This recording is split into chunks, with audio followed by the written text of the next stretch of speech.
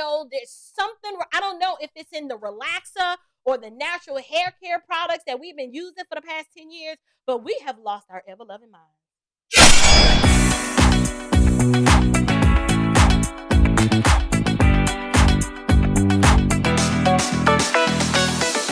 I want to go ahead and share the final leg of this whole journey, right? I want to share a story with you that deserved way more attention, but for some reason, it's kind of flying under the radar. I did see Pink Book Lexons. She did something about it a couple of weeks ago. I'm not quite sure how many other content creators have talked about it, but it has a lot to do with the church and their response to what the heck is going on in the culture and how their response is wholly unbiblical. Fonnie Willis is not the only stain on the fabric of Fulton County, Georgia right now. And I'm speaking out about it because this is not just happening in my city, and that's the reason why I'm talking about it. But it's because the main reason why I'm talking about it is because I am tired of people using their false God and their false religion as a shield to prevent themselves from being held accountable, particularly the highly melanated women that share my ethnic reflection. I know y'all like, why she always ganging up on black women? Because I don't know, there's something, I don't know if it's in the relaxer or the natural hair care products that we've been using for the past 10 years, but we have lost our ever-loving minds. I don't know if it's a chemical on the hair weave that's seeping into the scalp, that's getting into the bloodstream and causing us to act with all this orangutan energy. I don't know what it is. But unless more residents who live in this city stand up and speak out against this wickedness, it's just going to continue to happen. So we know that Fulton County has a large black population. Yes, Atlanta is a black city. Y'all, when I was steeped in my blackness, right? That was the main reason why I moved here back then. So yes, I am guilty of past sin of worshiping the same false god of melanin that I now speak out against, because I know the trap and the snare that such wickedness breeds. So I'm speaking about this not just from past experience and because I've been delivered, but that's the main reason why I feel so knowledgeable on it, because I'm like, I already know what it's like to bow the knee and worship at the god of melanin. I already know. But anyway, to be clear, this is not a situation, right, where, the big bad white man is doing all sorts of evil, wicked things to all of the poor, innocent black folks whom ain't never did nothing to nobody. That is not what this is. This is happening. This wickedness is happening at the hands of those who look like me. And this city will continue to slide down into the depths of fiscal mismanagement, high crime, high taxes, and government corruption until people are freed from their false religion and worship of blackness. I mean, if you ask anybody living in Fulton County right now, they can't even pay their taxes because hackers done hacked into the system. You can't pay a bill. It's just it is a mess. It is an absolute mess right now. And Fulton County is not the only county that's reeking with corruption in Metro Atlanta, but it's probably number one, followed by DeKalb, number two, and Clayton and DeKalb. They running neck and neck. So, but anyway, that's not what this video is about. But anyway, you guys, Fulton County Commissioner Natalie Hall, y'all, she recently had her budget slashed because the county, they had to settle and close out $1 million sexual discrimination case lawsuit that was filed by her former chief of staff by the name of Calvin Brock. What happened, you ask?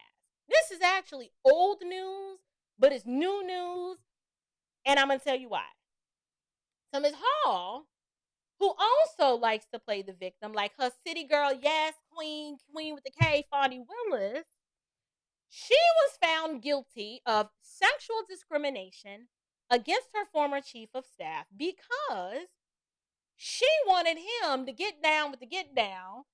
And eventually he got tired of her and was like, I don't want to get down anymore. And he discontinued the relationship. He attempted to move on with his life, which is normal.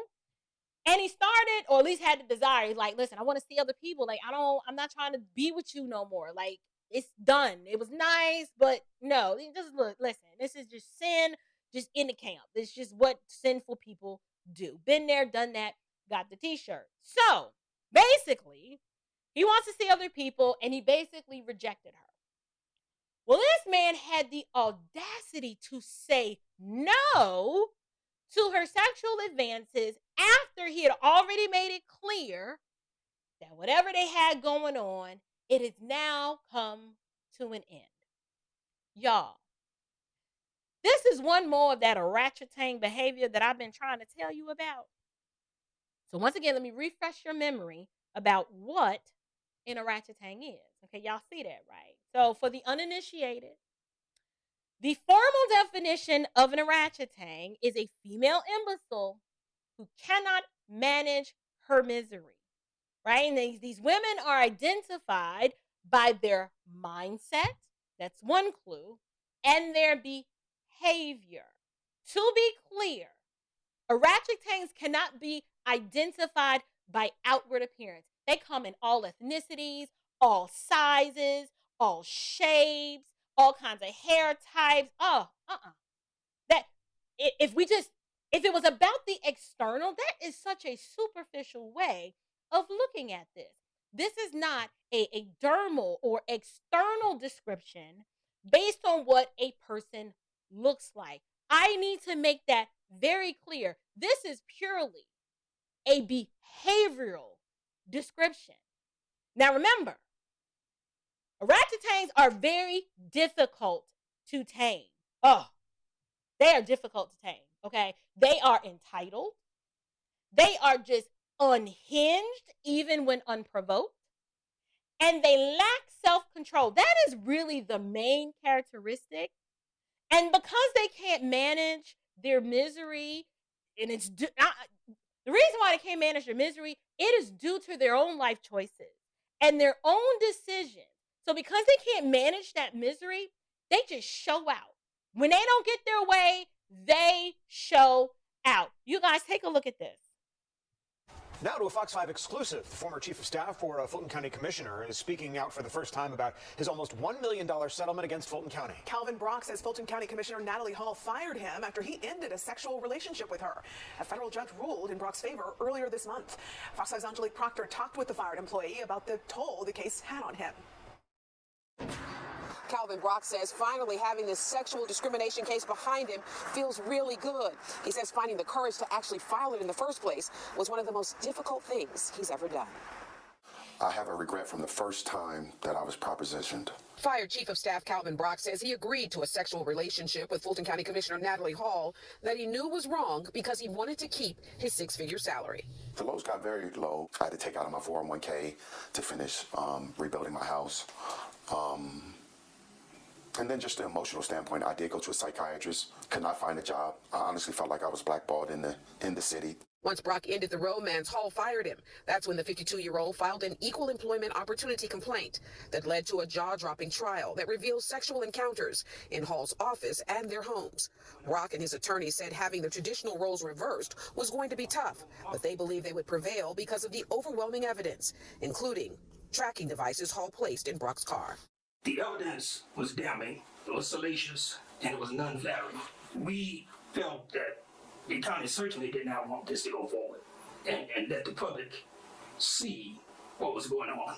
Attorney Mitchell says he tried to settle with the county several times before the trial. In the end, a federal judge awarded Brock back pay with interest, compensatory damages, and attorney's fees. He says he finally feels whole. There was so much manipulation and abuse of power amongst other employees that were in that office that I tried to protect over the years, that I felt like if I did not do this, I felt like others would be actually targeted. Mr. Brock says he no longer wants to work in county government and has completely changed career paths to cybersecurity. In Gwinnett County, Angelique Proctor, Fox 5 News. So, you guys, I went ahead and I'm sharing this story because there is some relevance here to what I was speaking about earlier. Before I do that, though, I just want to acknowledge so many new viewers that have joined me in the live chat right now. We have some super chats that I want to go ahead and acknowledge. Miss Neva, thank you so much. She says, hello, came by here by way of O'Shea Duke Jackson. Y'all, I just found out today that O'Shea used the clip of my video to do a video. He is a manosphere YouTube content creator, very, very well known in this space. I was shocked because I get it. My content is a little, y'all know how I get. And so I was very honored that he thought that what I had to say was valuable enough for him to use in his video. So thank you. Shout out to O'Shea Duke Jackson. His videos are hilarious. And he spends a great deal of time putting his foot on the neck of these ratchet tangs, trying to hold them accountable. And I'm over here in these Christian YouTube streets trying to do the same. O'Shea, I'm hoping the Lord does a work in your heart, brother, and you come back to your first love. Because I know you was born in the church, and if I'm not mistaken, you have a family member that's a pastor. So I would love to be able to call you my brother in the Lord. So I'm just praying that the gospel permeates your heart and just awakens you up to new life in Christ. So thank you so much, Neva, for that. Also, thank you. Enjoying the content and the chat. I'll definitely be back. Oh, thank you, Neva. I appreciate that. Thank you for your support. Y'all don't even know me like that. Bob Smith sent a super chat that just says Bob Smith. Thank you so much. I had a former mentor by the name of Bob Smith. He's gone on to be with the Lord, but anyway, I'm starting to lose my voice. YLH01 sends a super chat. He doesn't have anything else, or she doesn't have anything else to say with that. But I'm grateful for the support. And then we also have Dre Harden said, great job breaking that down. I am guilty of not knowing that full passage, 2 or 3 gather. No worries, brother. See, it's y'all, I didn't plan to say this, but I'm gonna say it because did somebody just pull up to the driveway? I'm sorry, y'all got distracted by my camera. No, I think it's my neighbor's driveway. Anyway, you know what is I've noticed, and I'm not saying this to be offensive to the women on this chat, but I noticed that men are more readily to admit, like, I ain't even know. Like, they'll just accept accountability a lot easier than women will. And I don't know if that's just the rebellion of Eve that rises up in us that just prevents us from refusing to just be like, I was wrong. I ain't even know. Men do that so easily. So thank you, Mr. Dre, for your humility, admitting that. I get it. A lot of people don't understand the proper exegesis of that verse because these churches, listen, if they were practicing church discipline, Bonnie wouldn't have made her way up into that pulpit. It wouldn't have happened. They'd be like, no, we don't do that here. But anyway, and then the other super chat is from Sandra Weeks. Thank you so much, Miss Sandra, for your contribution to the work that I have going on here. I greatly appreciate it. And so let me go ahead and focus and get back to this story. So I'm sharing this story because it pertains to more wicked corruption that's going on in Fulton County. And Natalie Hall, she was the other Black woman who was celebrated at Berean Seventh-day Adventist Church a few weeks ago, along with Fonnie Willis, right? I'm not quite sure why it's becoming appropriate to honor and celebrate someone who not only hired someone that she wanted to be her boo thing, but she fired him when he didn't want to be her man anymore. And that entire fiasco cost taxpayers $904,000. But not just that, y'all. Not just that. The part that is so sinister and wicked in all of this is because these women somehow have some sort of voodoo control over the people, and there are a lot of people who refuse to hold these women accountable. It's not just these women. They're enabled, right, by people who are supposed to be faith leaders, right? These faith leaders have convinced these women that it is okay to use God and religion as a smokescreen to blind the eyes of the gullible and to manipulate and deceive the undiscerning, right? So, just so y'all have a little context, I'm not about to show that video again. And I think I may have, did I load it? I don't know. But do y'all remember the video that I did with Berean, Seventh-day Adventist Church, where Fani was lavished with the flowers and the Black History Award? Well, y'all see this right here. So you see Fani in a beautiful black dress, right? Then there's a lady to my right, probably your right, with the red rimmed glasses on, with the pink dress. And I don't know if I don't know these designers. It looks like Burberry, but I could be wrong. Listen, I don't know.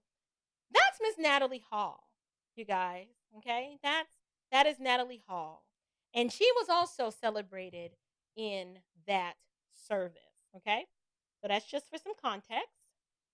Now, I am not sure if you guys are aware, but since Fulton County had to use money from their risk management fund to pay for Natalie's reckless and unprofessional behavior, the county board of commissioners, they voted to slash $200,000 from her budget.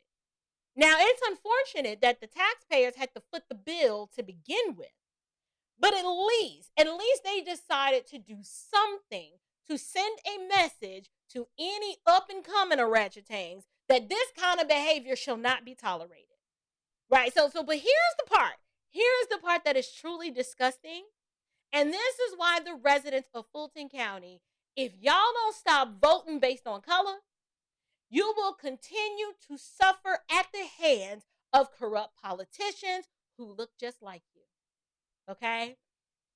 When judgments like this are awarded, right, the money to pay for the judgment, it comes from what's called a risk management fund, right? Like, that's money set aside. I come from an insurance and financial services background. You know, risk management is it's a science, believe it or not, where actuaries kind of come up with numbers to say, okay, you know, the chances that this will happen are this, the probability is this. And we think that you should put away this amount of money so that if in the event something happens, you're not blindsided and y'all don't have any money to pay for it. So you're managing your risk, right? So that's the money that's set aside to help the county manage risk arising from lawsuits and things like that. Well, since the risk management fund had to be used to pay a judgment that she caused, mind you, this is not like, oh my goodness, like I don't even know how this happened. This was her irresponsible, uncontrolled, or ratchet-tang behavior, right? Because they can't be tamed. They do what they want to do. They're drunk with power. They just all kinds of wrongtiousness, okay? That if you're new here, that's another one of the words in my lexicon. Wrongtiousness. It is the opposite of righteousness. But anyway, the commissioners, not all of them, but by a majority vote, they voted to slash her budget by $200,000 in order to replenish, meaning they have to put the money back that they had to take from the risk management fund. You guys, this entitled orangutan is mad at her fellow commissioners and believes that they are the evil ones for having the nerve to enact some sort of accountability, because they're like, we have constituents that are pissed off. right? Taxpayers are angry. They are upset. Now, she doesn't care, but it gets worse.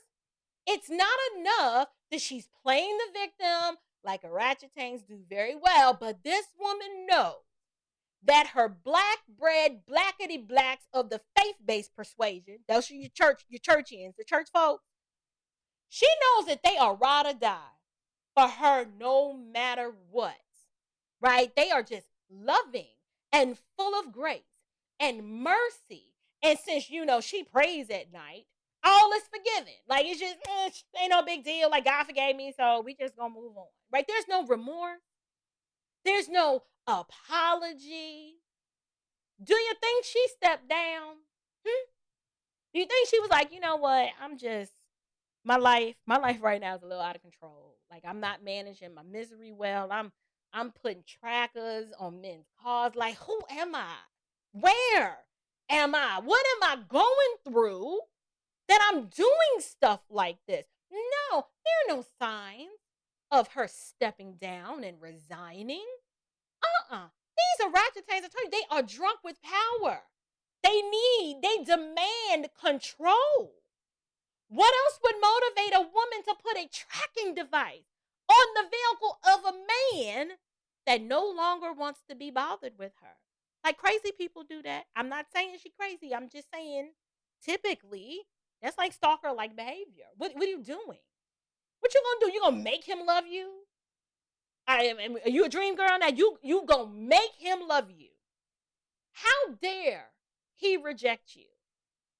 How dare he decide on his own recognizance that, I just want to move on and see other people, right? Like, doesn't he know who you are? How can he resist all of that black girl magic? These are the women that these churches are propping up as our leaders. These are the ones that we're just supposed to be like, amen. Amen. Let's celebrate. Like, we're just supposed to grin and bear it.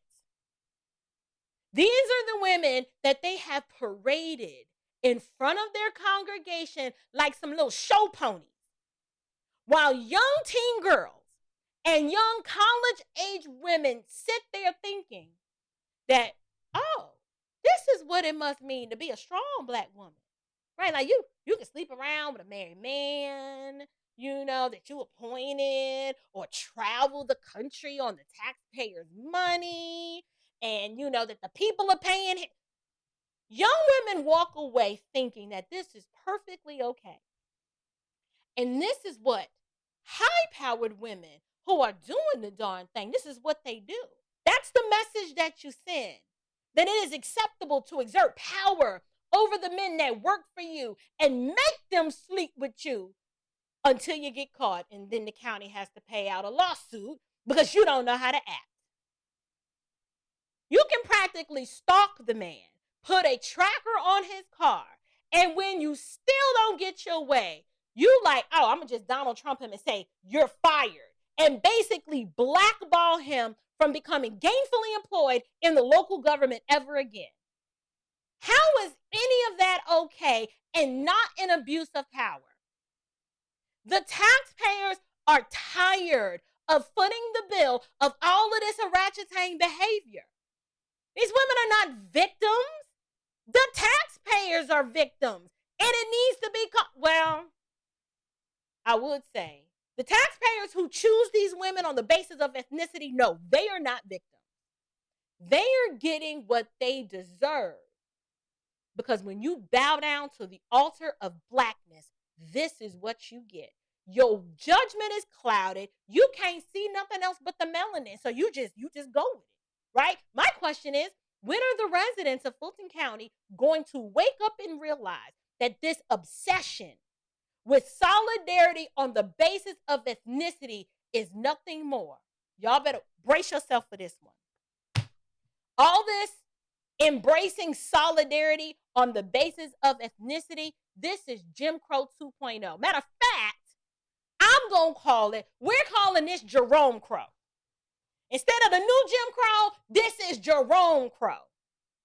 This is some stir-fried foolishness, Jerome Crow activity, where black people are the ones that are acting like power-hungry tyrants. And they will bully anybody and anyone who doesn't fall in line with their oppressive, corrupt, mob-type agenda. That's what this is. So that y'all can add that to the dictionary. Jerome Crow energy. Y'all seen that meme with that little boy who stands up in front of the congregation? He just grabbed the mic and he's like, I'm tired of this church. Well, I'm tired of this black church. I'm tired of this black church, and I'm tired of this city. And I promise you, if I could move, I would. But there's not one place that is not infected with this mess. So right now, my options are very limited on where I can go to avoid this. This black breeding pro blackity black Jerome Crow mess, it is everywhere now. So you just got to stay in the trenches and fight back and use your voice to speak out against it. Because hopefully, if enough people hear what I have to say, then maybe it'll cause a righteous indignation to rise up on the inside of you too.